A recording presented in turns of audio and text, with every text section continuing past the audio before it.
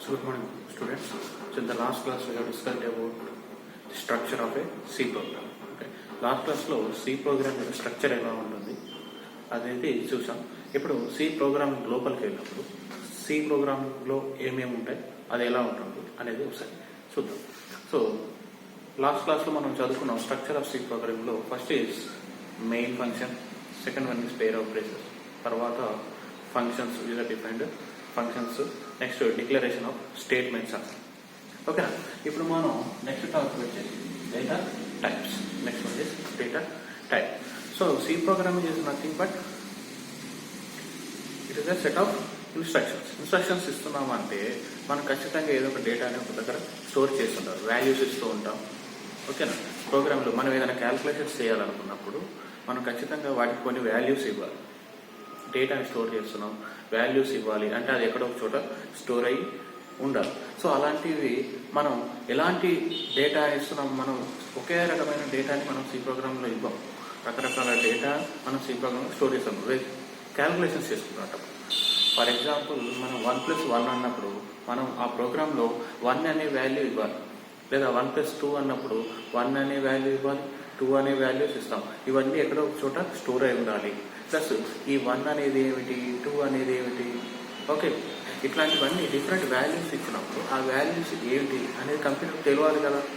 అవేంటి, మనం ఇచ్చే ఇన్పుట్ ఏంటిది అనేది కంప్యూటర్ తెలియాలి అంటే మనకు తెలియాల్సింది ఏంటి, first data types. Data type. So first thing, what you mean by data type? What you mean by data type? Data types are nothing but data types are used to specify the type of data. The type of data అంటే మనం ఇచ్చే information ఏదైతే ఉందో, మనం ఇచ్చే data ఏదైతే ఉందో అది ఎలాంటి డేటా అనేది చెప్పడానికే మనం సి ప్రోగ్రామింగ్లో డేటా టైప్స్ వాడతాం. ఫర్ ఎగ్జాంపుల్ ఇక్కడ చూడండి, different types of data types మనకు ఉన్నాయి. డిఫరెంట్ డేటా టైప్స్ ఉన్నాయి. There are 4 types of data types. అందులో ఫస్ట్ వన్ ఇక్కడ క్లియర్గా అర్థమవుతుంది చూడండి. First one is built in data types. Built in data types. ఇందులో ఫస్ట్ వన్ వచ్చేసి క్యారెక్టర్. క్యారెక్టర్ డేటా టైప్ అంటే ఏమి లేదు. Character is nothing but group of words, group of letters are group of letters. అంటే for example character అని రాస్తున్నాం అనుకోండి, CHAR. CHAR అంటే ఏంటి, క్యారెక్టర్ అని అర్థం.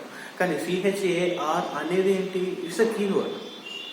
ఇది క్యారెక్టర్ టైప్ అన్నమాట. ఇది character is nothing but group of letters. Group of letters అంటే ఏమన్నా ఒక లెటర్ తీసుకుని ఒక వర్డ్ లాగా ఫామ్ చేస్తే దాన్ని మనం క్యారెక్టర్ అంటాం. అందులో నెంబర్స్ ఉండవు, సింబల్స్ ఉండవు.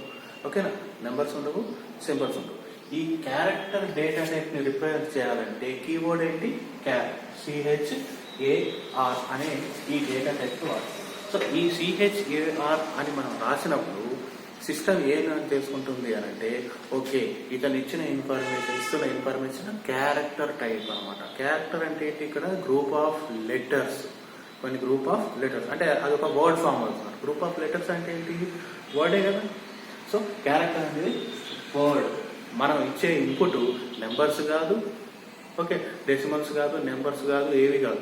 అది ఒక క్యారెక్టర్ అనమాట. క్యారెక్టర్ రాసిన తర్వాత CHAR క్యారెక్టర్ రాస్తే, ఇప్పుడు రామ్ అని రాశాను.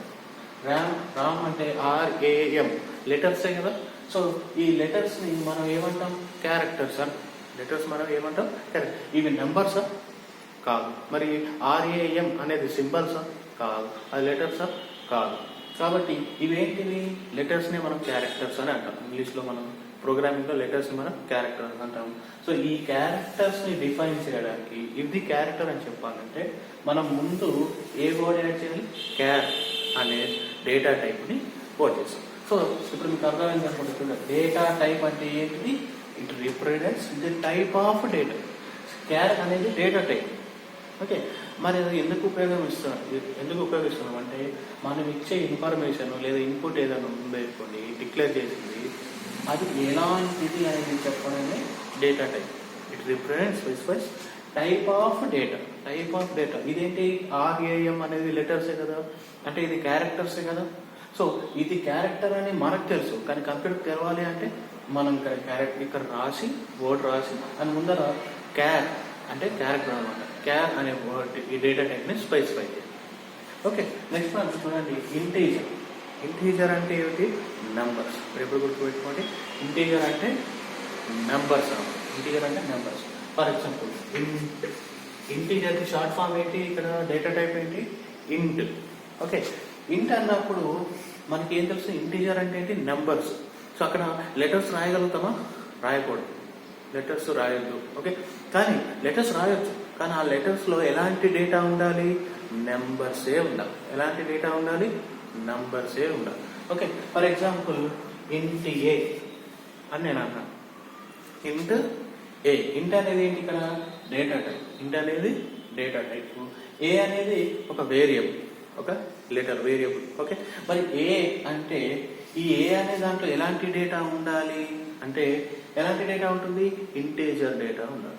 ఇంటీజర్ అంటే నంబర్స్. 1 2 3 4 100 1000 lakhs నంబర్స్ అన్నమాట. ఓకే, ఇంటీజర్ వాల్యూస్ అంటే రియల్ నెంబర్స్. ఓకే, ఇక్కడ వేరే రకమైన ఇప్పుడు ఏ ఈక్వల్ టు ర్యామ్ అని రాయలేము మనం. ఏ ఈక్వల్ టు ర్యామ్ అంటే ఏలో ఏముందని? ర్యామ్ ఉందని అర్థం. రామ్ అని రాసాం. RAM అంటే లెటర్స్ కదా. సో కానీ ఏకి ముందు మనం ఏం రాస్తున్నాం? ఇంట్ అని రాసాం. ఇంట్ అని రాసినాం అంటే దాని అర్థం ఏలో ఎట్లాంటి డేటా ఉండాలి? ఇంటీజర్ వాల్యూసే ఉండాలి. ఓకే, ఇంటీజర్ వాల్యూసే ఉండాలి, వేరే ఎలాంటి వాల్యూస్ కూడా ఉండకూడదు.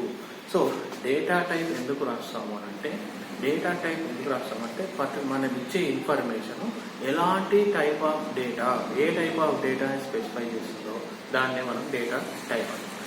చూసారా, క్యారెక్టర్ అని స్పెసిఫై చేస్తే ఆ వాల్యూ క్యారెక్టర్ అయ్యే ఉండాలి, అంటే లెటరు లేదా వర్డ్ అయి ఉండాలి. నెక్స్ట్ ఇంటీజర్ అంటే ఖచ్చితంగా ఆ దాంట్లో ఇంటీజర్ వాల్యూ అంటే నెంబర్సే ఉండాలి. Okay, next one is float. Next one ఏంటి? ఫ్లోట్. చూడండి ఇక్కడ ఉంది కదా. నెక్స్ట్ వన్ ఫ్లోట్ అంటే ఏంటి? మనం ఏదైనా నెంబర్స్ని డెసిమల్స్లో రాస్తే, డెసిమల్స్. ఓకే, దాన్ని సింపుల్గా చెప్పాలంటే పాయింట్లలో రాస్తాయి. చూడండి, ఇంటీజర్ అంటేనేమో 1 2 3 4 5 అండ్ సో ఆన్. ఓకే, మరి ఫ్లోటింగ్ పాయింట్స్ అంటే పాయింట్లలో ఉండే నెంబర్. ఫర్ ఎగ్జాంపుల్ 1.5 2.5 3.5 ఇట్లా రాస్తుంటాను. పాయింట్లలో ఉండే వాటిని మనం ఏమంటాం? ఫ్లోట్. పాయింట్లలో ఉండేదాన్ని ఫ్లోట్ అంటాం. అంటే ఒక్క ఎక్స్పోనెంట్ అంటే ఒక్క దగ్గర ఉంటే ఫ్లోట్ అంటాం. మరి డబుల్ అంటే ఏంటి? ఈ ఫ్లోటింగ్ పాయింట్ నెంబర్ ఎంత ఒక్కదానికన్నా ఎక్కువ పెద్దగా పెరుగుతూ ఉంటే దాన్ని మనం డబుల్ అంటాం. ఓకే, చూడండి, క్యారెక్టర్ అంటే గ్రూప్ ఆఫ్ లెటర్స్, ఇంటీజర్ అంటే నంబర్స్, ఫ్లోటింగ్ అంటే నంబర్సే కానీ డెసిమల్స్ పాయింట్లలో ఉంటాయి అన్నమాట. పాయింట్స్లలో ఉండే వాటిని మనం ఫ్లోటింగ్ అంటాం అట్లా. ఓకే, సో నెక్స్ట్ డబుల్ అంటే 1.234. ఇప్పుడు ఫ్లోట్ అన్నామనుకో 1.2 1.3 ఇట్లా రాస్తాం. మరి డబుల్ అంటే 1.234 1.2678 ఇట్లా పెద్ద నెంబర్ వచ్చింది అనుకోండి. పాయింట్ ద్వారా పెద్ద నెంబర్లు వస్తే మనం డబుల్ రాసుకోవచ్చు, చిన్న నెంబర్ వస్తే మనం ఫ్లోట్ అని రాస్తాం. ఓకే, సో ఇవన్నీ ఎందుకు యూజ్ చేస్తాం? మరి డేటా టైప్స్ అనేటివి ఏంటి, ఎందుకు యూజ్ చేస్తాము అని అంటే టైప్ ఆఫ్ డేటాని స్పెసిఫై చేయడానికి. Type of data. ఇప్పుడు నేను A = 1 అని రాశాను. A = 1. ఇప్పుడు ఏలో ఏముంది? ఏలో ఏం డేటా స్టోర్ చేసామంటే 1 అనే నెంబర్ని ఏలో స్టోర్ చేసాం. 1 అనే నెంబర్ని మనం ఏలో స్టోర్ చేసాం. ఓకే, మరి ఏలో 1 ఉంది కదా. సో 1 అనేది ఎందులోకి వెళ్తుంది? అది క్యారెక్టరా? అంటే 1 అనేది క్యారెక్టరా? లెటర్స్ కాదు కదా. క్యారెక్టర్స్ అంటే ఏంటి? లెటర్ లేదా వర్డ్. మరి 1 అనేది నెంబర్ కదా. నెంబర్ అంటే ఏంటి? ఇక్కడ ఇంటీజర్. నెంబర్ అంటే ఏంటి? ఇంటీజర్. అందుకనే మనం ఏలో ఏం పెడతాం? ఇంట్. A = 1. This is called integer. అనేది ఏంటి? Data type. ఇంటీజర్ అనేది డేటా టైప్. A అనేది వేరియబుల్. అంటే A అనే వాల్యూలో, A అనే వేరియబుల్లో ఎలాంటి డేటా ఉంటుంది అంటే ఇంటీజర్ డేటా ఉంటుంది అని చెప్పడం. So what is data type? Use to specify type of data. ఇక్కడ మనకి ఇంటీజర్ అని రాయగానే మనకేం తెలిసిపోతుంది? సో ఇంటీజర్ అని రాశారు కాబట్టి ఏలో ఏ వాల్యూ ఉంటుంది? ఇంటీజర్. అంటే నెంబర్స్ ఉంటాయి అని చెప్పడానికి డేటా టైప్స్ అన్నమాట. ఓకే, నెక్స్ట్ వన్ ఏంటి? ఇది బిల్డింగ్. బై డిఫాల్ట్గా మనం ఎప్పుడు ప్రోగ్రామ్ రాస్తున్నాం బై డిఫాల్ట్గా మనం ఇలాంటివి ఖచ్చితంగా యూజ్ చేస్తాం. డిఫాల్ట్గా ఉండేది సి ప్రోగ్రామ్లో by default. Next one is derive, అంటే మనం కనుక్కున్నాం, మనం స్పెషల్గా దానికి యాడ్ చేసుకున్నాం. బై బిల్ట్ ఇన్ అంటేనేమో దాంతోనే వచ్చాం. సి లాంగ్వేజ్లో బై డిఫాల్ట్గా వచ్చే డేటా టైప్స్ ఏమేమి ఉన్నాయి? Character, integer, float and double.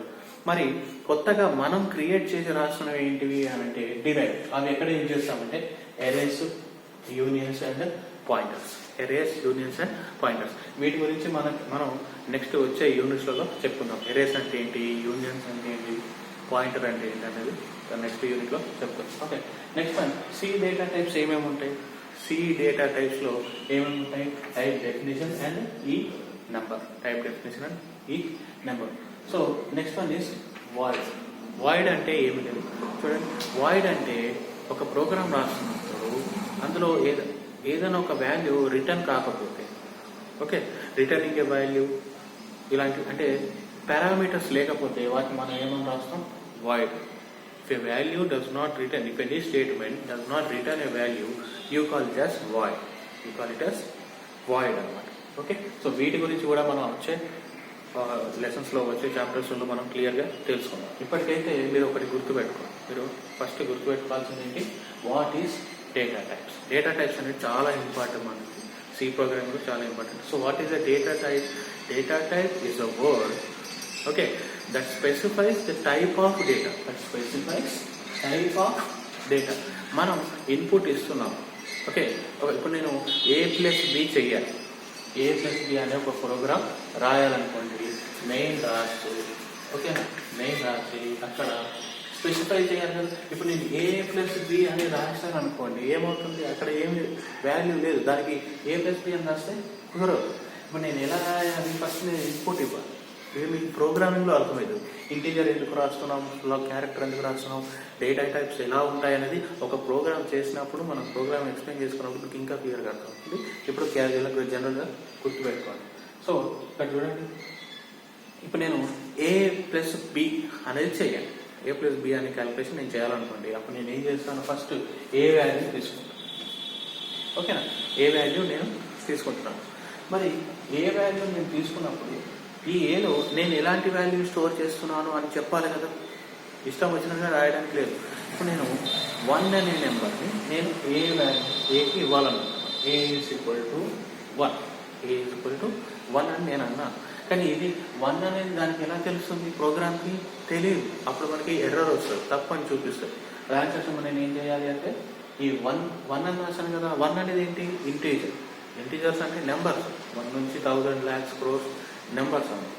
Okay, మరి 1 అనేది రాస్తున్నప్పుడు దీని ముందర నేనేం రాయాలి? ఇంటీజర్ అండ్ డేటా టైప్ని స్పెసిఫై చేయాలి. సో ఇంట్ అని రాసినప్పుడు దీని అర్థం ఏంటంటే ఈ ఏ అనే దాంట్లో ఈ 1 అనేది ఇంటీజర్ టైప్ అని చెప్తాం. ఇంటీజర్ టైప్ అంటే ఏలో నంబర్సే ఉండాలి అని మనం చెప్తున్నాం అన్నమాట. కంప్యూటర్ ఇంట్ అని రాసాం. ఇంట్ A=1. ఇప్పుడు చూడండి, ఫ్లోట్ అని రాశాను. Float A=1.5. Float A=1.5. 1.5 అనేది 1.5 కదా. ఏంటి 1.5 అనేది ఏంటి? డెసిమల్స్ ఉన్నాయి, అంటే పాయింట్స్లలో ఉన్నాయి కదా. ఓకే, పాయింట్స్లలో ఉన్నాయి కాబట్టి దాన్ని మనం ఏమంటాం? ఫ్లోట్. మామూలు నెంబర్ అయితే ఇంటీజరు, పాయింట్స్లలో ఉంటే ఫ్లోటు. ఇప్పుడు ఏదైనా క్యారెక్టర్ రాస్తున్నాను అనుకోండి, ఒక వర్డ్ రాస్తున్నాను అనుకోండి, దానికి మనం ఏం పెడతాం? క్యారెక్టర్ అంటాం. దానికి మనం ఏం రాస్తాం? క్యారెక్టర్. ఓకే, సో ఇట్లా ఇప్పుడు 1.5, 2, 3, 4, 6 ఇట్లా పెద్ద నెంబర్ రాసాం అనుకోండి, అప్పుడు మనకి ఏమొస్తుంది? ఇక్కడ double float. Double. Okay, so this is how the data types work. So సింపుల్గా గుర్తుపెట్టుకోండి, డేటా టైప్స్ అంటే data type is used to specify type of data. Okay, so next concept is operators. Next concept is మనకి there are totally 8 operators. మనకి మొత్తం ఎన్ని operators ఉన్నాయి చూడండి? 8 operators. So let us see what is operator. ఇందాక మనం data types గురించి చెప్పాం కదా. సో ఇప్పుడు మనకు వచ్చేది ఏంటంటే operators. So what is an operator? Operator are nothing but symbols. Operators అంటే ఏంటి? Symbols used to operate on data types. Used to operate on data types. ఇందాక మనం చెప్పుకున్నాం కదా, క్యాల్కులేషన్స్ వాటిని ప్రోగ్రామింగ్ మనం ఎందుకు చేస్తాం? ఏదన్నా క్యాల్కులేషన్ చేయడానికి, ఓకేనా, ఒక అప్లికేషన్ తయారు చేయడానికి ప్రోగ్రామ్ చేస్తాం. ఫర్ ఎగ్జాంపుల్ ఇప్పుడు నేను ఏ ప్లస్ బి అనేది చేయాలనుకున్నాను, ఓకేనా. ఏని బిని యాడ్ చేయాలంటే మనకి ప్లస్ మైనస్ ఇట్లాంటివి అన్నీ అవసరమే కదా. సో వాటిని మనం ఏమంటాం? ఆపరేటర్ అంటాం. ఏమంటాం? ఆపరేటర్స్. దేంతోనైతే మనం ఆపరేట్ చేస్తున్నామో వాటిని ఆపరేటర్స్ అంటాం. వేటిపైన అయితే మనం ఆపరేట్ చేస్తామో వాటిని ఆపరెంట్స్ అంటాం. ఇక్కడ చూడండి, ఏ ప్లస్ బి అని ఉందా? ఏ ప్లస్ బి, ఏ ప్లస్ బి. ఇక్కడ ఏ బిని మనం ఏమంటాం? ఆపరెంట్స్. OPERAN ఆపరెంట్స్ అంటాం. ఏ అండ్ బిని అంటే అవి నంబర్స్. ఏ అండ్ బి అనేవి నెంబర్స్. వాటిని మనం ఏమంటాం? ఆపరెంట్స్ అంటాం. మరి ఇక్కడ ఏది ఆపరేట్ చేస్తుంది? ఆ రెండింటి మధ్యన ప్లస్ అనే సింబల్ ఆపరేట్ చేస్తుంది కదా. ఎగ్జాంపుల్ గా ప్లస్ కదా. ఈ ప్లస్ అనేది ఏంటి? ఆపరేటర్. ప్లస్ అనేది ఏంటి? ఆపరేటర్. ఇట్లాగే ప్లస్ మైనస్లు ఉండొచ్చు, less than greater than, okay, ఇలాంటివి చాలా రకాలైన ఆపరేటర్స్ ఉన్నాయి మనకి. సో ఆపరేటర్స్ ఏమేమి ఉన్నాయి ఇప్పుడు ఒక జస్ట్ ఎగ్జాంపుల్ గా ఒకసారి చూద్దాం. So there are 8 operators in C program. Operators ఎన్ని ఉంటాయి మనకి? మొత్తం 8. ఓకే, అందులో first one is arithmetic operators. Arithmetic operator దీని గురించి నెక్స్ట్ క్లాస్ లో కూడా నేను క్లియర్గా మళ్ళీ చెప్తాను. Okay, let us see what it is. Arithmetic operator. Arithmetic operator అంటే ఏంటి? మ్యాథమెటిక్స్ అంటే క్యాల్కులేషన్స్ కోసం వాడే ఆపరేటర్స్ అన్నమాట. ఇప్పుడు మనం క్యాల్కులేషన్స్ కోసం ఎలాంటి ఆపరేషన్ వాడతాం? Plus, minus, okay, division, into, అదే multiplication, plus minus, multiplication, division, ఇవే కదా మనం వాడేది. సో అలాంటి ఆపరేటర్స్ అన్నింటినీ మనం ఏమంటాం? అర్థమెటిక్ ఆపరేటర్ అంటాం. Arithmetic operator.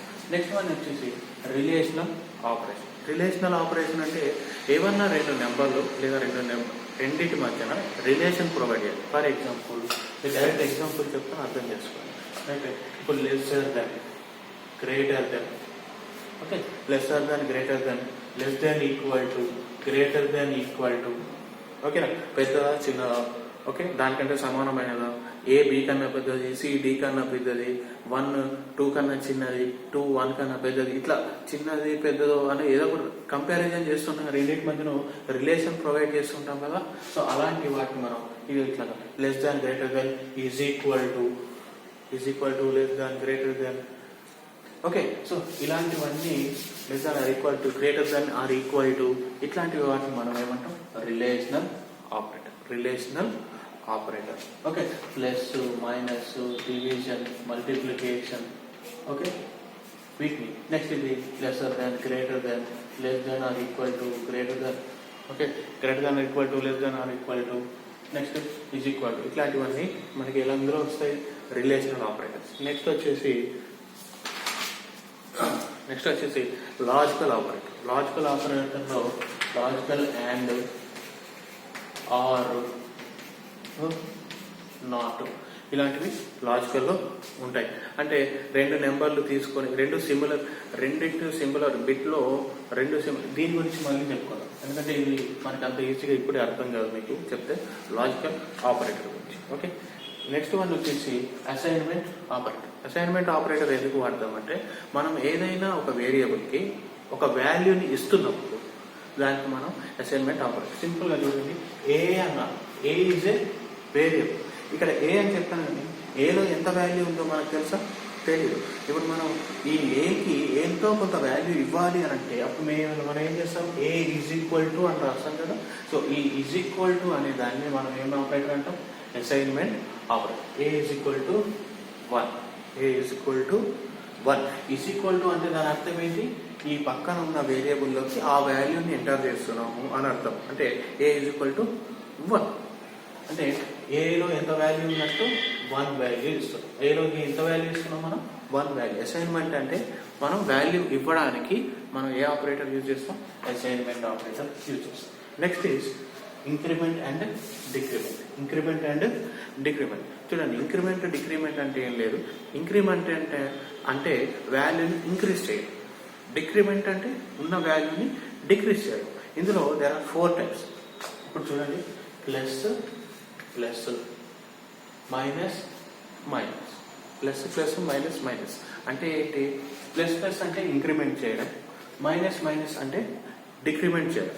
మళ్ళీ ఇందులో 4 టైప్స్ ఉన్నాయి.